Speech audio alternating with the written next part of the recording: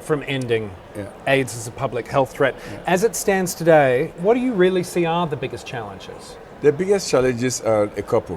One is that the political visibility that used to characterize HIV/AIDS. When HIV/AIDS was ugly, we went to hospitals around the world and saw skeleton of people with thin flesh over their body lying there. It brought home the message.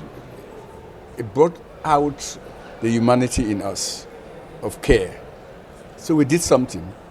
And because we were very successful, we became vulnerable, politically vulnerable to that success, where the political leadership doesn't see HIV/AIDS as a priority. It has fallen one notch down.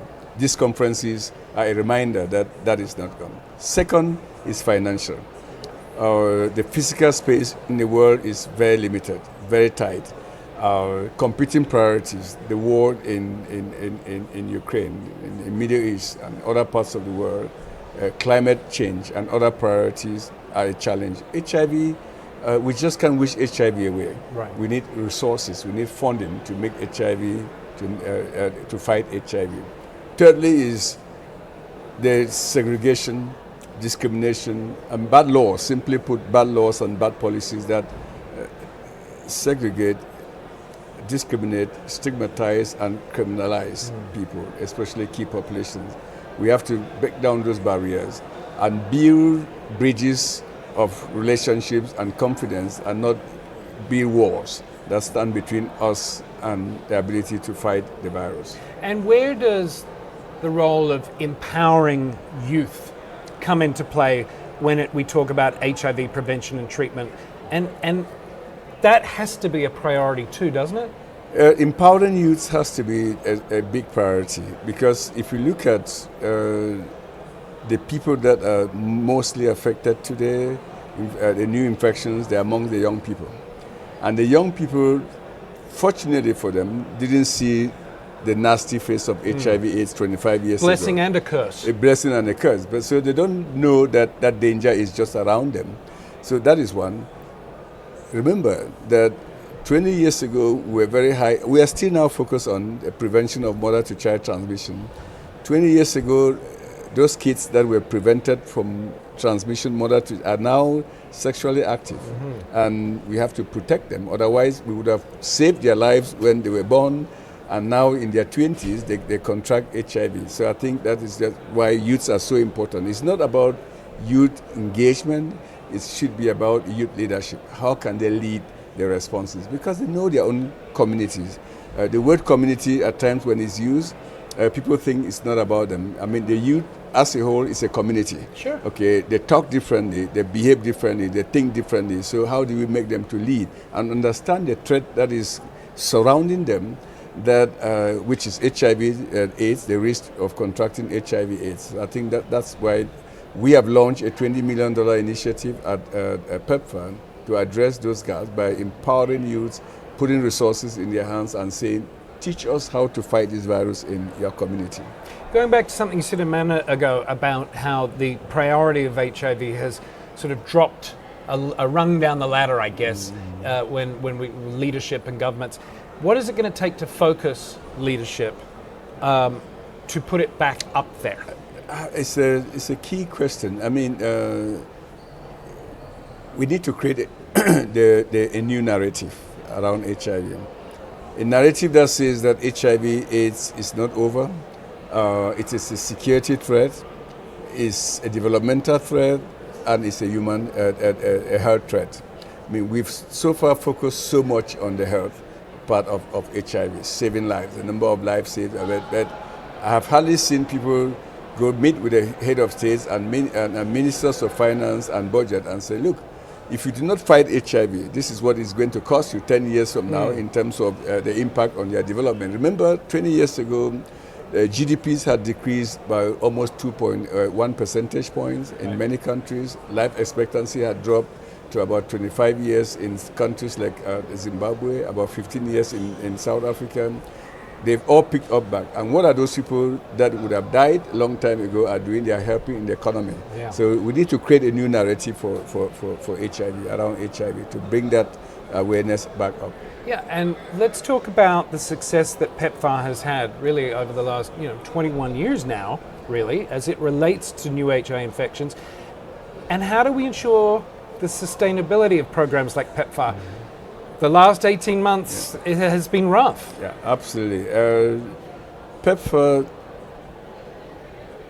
when the history of HIV/AIDS will be written, I'm very convinced that PEPFAR will occupy several important chapters in that history.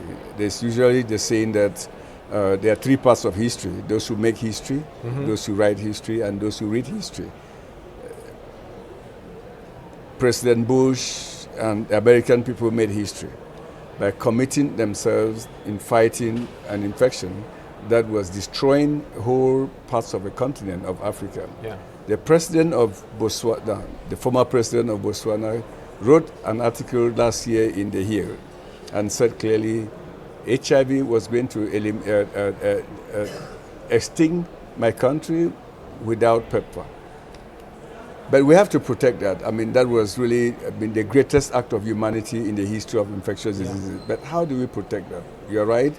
PEPFAR was reauthorized only for 1 year last year. That reauthorization expires in March of 2025. We have an election coming up. Elections matter. We truly don't know. We are in uncharted territory. But I'm hopeful that PEPFAR has always been a bipartisan program, supported by the Republicans and Democrats across several administrations and across several Congresses. So I remain optimistic that in March it will benefit from this strong support and have a 5 clean years reauthorization. That will allow us to be more effective in our engagement with partner countries so that we can sit down and think through the sustainability and say, how do we get to 2030 and beyond?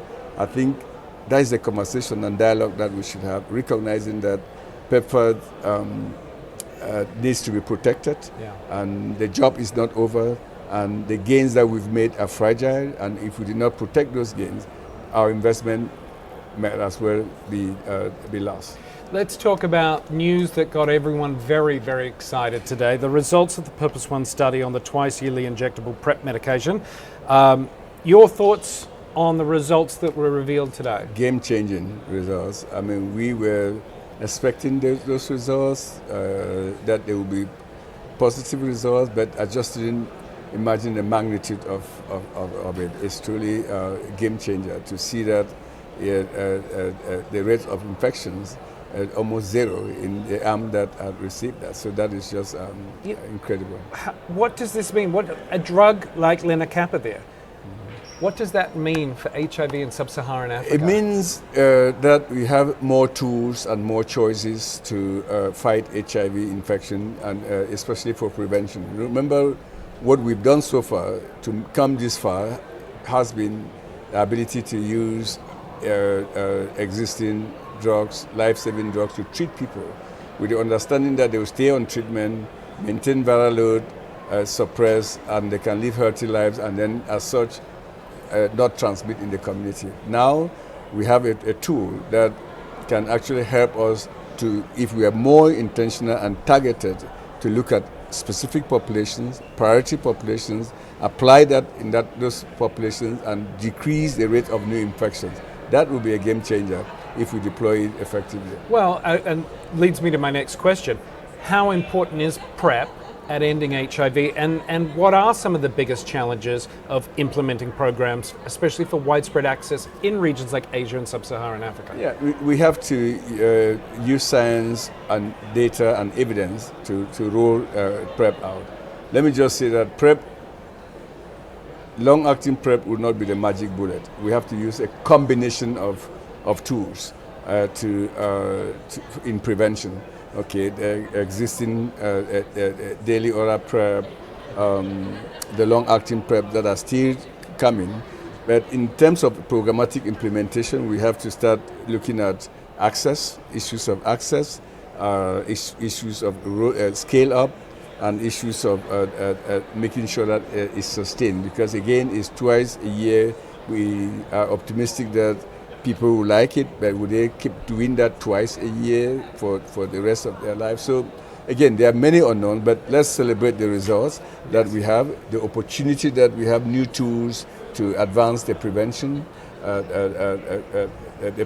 efforts. The fight against HIV/AIDS has to be, in my analogy, has to be seen in the light of a leaking sink, kitchen sink, where you clean the water on the floor, which is the treatment, but you also have to turn off the tap, which is the rate of new infections. So lenacapavir and other long-acting PrEP allows you to turn off the tap so that you can, the size of the water on the floor is clean narrow. up the mess. You can clean up the mess and then you move on. I like that analogy. What is the future of the HIV/AIDS movement beyond 2030 in your mind? The future of HIV movement has to be focused on sustaining those gains. Okay, we have to be more intentional that the crisis and emergency phase of HIV/AIDS is over.